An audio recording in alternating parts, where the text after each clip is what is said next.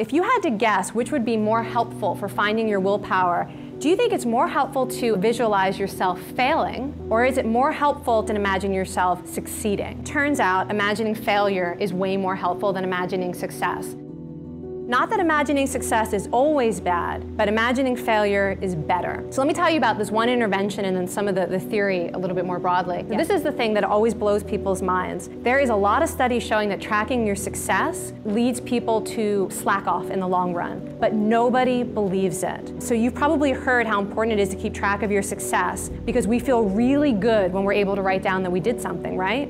You know you feel really good, you're like, yes, check it off. Some people make to-do lists just so they can check stuff off. And we know how good we feel when we're able to write down and record our successes. And we mistake that feeling good as motivation to do more.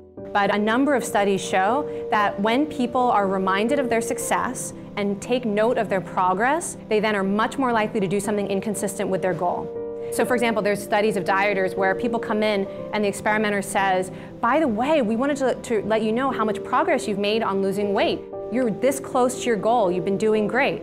And on the way out of the lab, would you like a chocolate bar? And women are much more likely to take the chocolate bar if they were reminded of their success. The same study has been shown for procrastination. You have people keep track and feel good about the progress that they've made on a task, and they're much more likely to choose not to work on it. I don't want to say don't keep track of your success. What I really want to encourage you to do is both. Pessimism can be so helpful because it's profoundly un-American to be pessimistic when you have a goal. And I just want to encourage you to think about using pessimism as actually a source of willpower.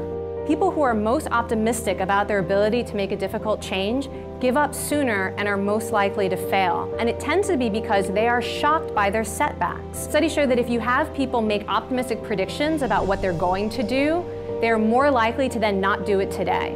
So people who intend to exercise tomorrow are more likely to eat something unhealthy today and skip the gym. And even just having people think about what they're going to do in their future makes people more likely to make a different choice today. In this particular study, they took women from young adult to middle age, all of whom were not exercising at all, and all of whom had the goal to exercise. And some of those women were randomly assigned to your typical, it's good to exercise, here's why you should exercise, think about your goal and imagine yourself doing it, very typical. The other half were randomly assigned to what they called an obstacle condition, where they had to imagine themselves failing. And they had people write about that every single day. They had to write out, when are you going to not exercise? What are you going to say to yourself that allows you not to exercise? When's it going to happen? How's it going to happen?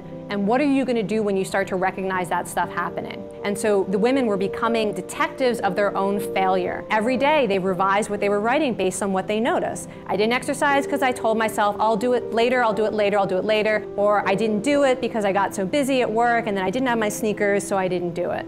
And they became very clear about how they fail. And they were able to predict future failures from that. Here's what the results were. It had an immediate effect of doubling the amount of time they were exercising. So the very first week they started to predict their failure in this way, they doubled to 102 minutes of exercise a week. There was a much smaller improvement here in the group of women who were given the standard, you want to exercise is great, let's do it. So 4 months after that study, the women who had been predicting their failure had maintained and were exercising twice as much as the women who were in the basic, let's exercise, here's why it's good. But it's a very basic exercise that you can do for any goal. I think of it as being like stress testing a goal. You have a goal, you say you're going to do something, well now, put it to the test and find out how it's going to break, how it's going to fail.